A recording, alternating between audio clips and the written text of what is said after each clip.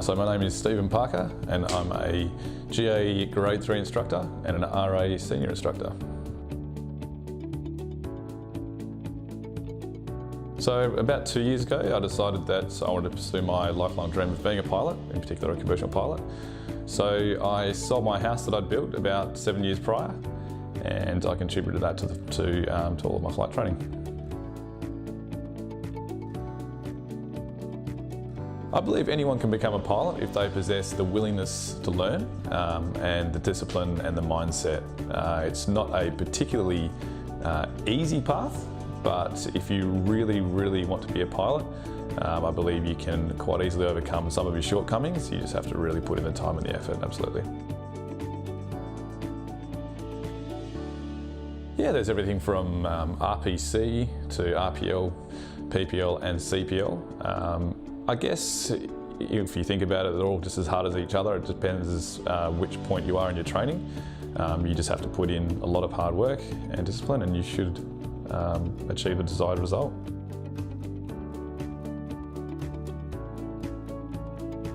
Endorsements are basically things that are attached to a license that allow you to carry out different activities or fly different types of aircraft. One example might be a retractable undercarriage endorsement, which allows you to, obviously as the name suggests, fly an aircraft with retractable undercarriage. There's tail wheel endorsement, which allows you to fly an aircraft with a tail wheel. And another one might be multi-pitch propeller, allowing you to fly an aircraft with a variable pitch to allow the aircraft to fly differently.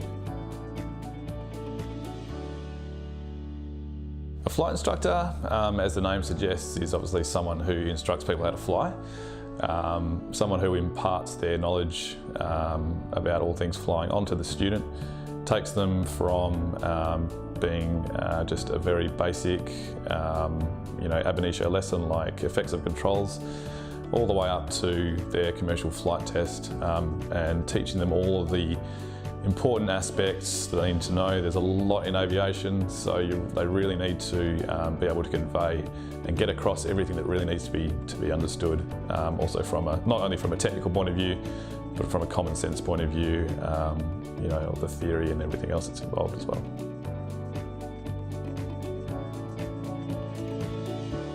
I think my favourite part about teaching is, and I think a lot of the others would agree with me here, is sending a student solo for the first time. Seeing them take to the skies all by themselves, which is quite a daunting experience when you first do it. Combining everything they've learned from how to basically manoeuvre an aircraft to doing a more complex skill, which is, or for example, landing an aircraft, which combines a lot of coordination. So, and just ultimately the grin on the student's face when they finally land in one piece, and they look absolutely elated and just very content with their achievement.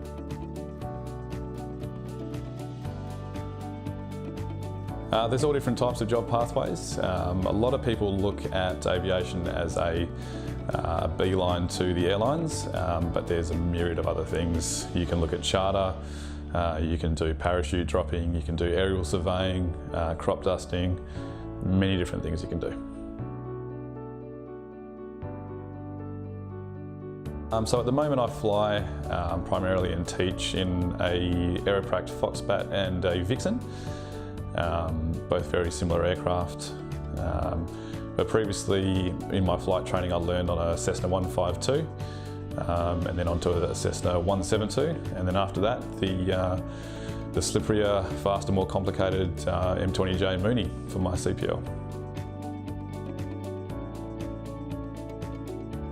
I think my favourite memory flying would have to be when myself and two other CPL students, when I was doing my training, embarked on a trip up to Broome from Perth.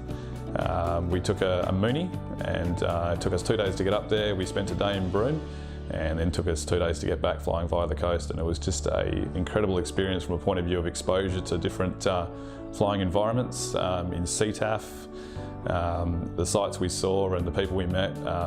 I would highly recommend it to anyone who's doing any part of their flying training. At the moment, my pilot goals are no further than basically teaching. I really enjoy passing on instruction. At the moment I'm doing my multi-engine command instrument rating, so I'll be looking at teaching on more complex aircraft. Contrary to most people's ambitions, it's not actually the airlines at this point in time. Perhaps later on down the road when I feel the need to sit back and relax in a big armchair with coffee brought to me, I could consider that outlook, but at the moment I'm quite enjoying instruction.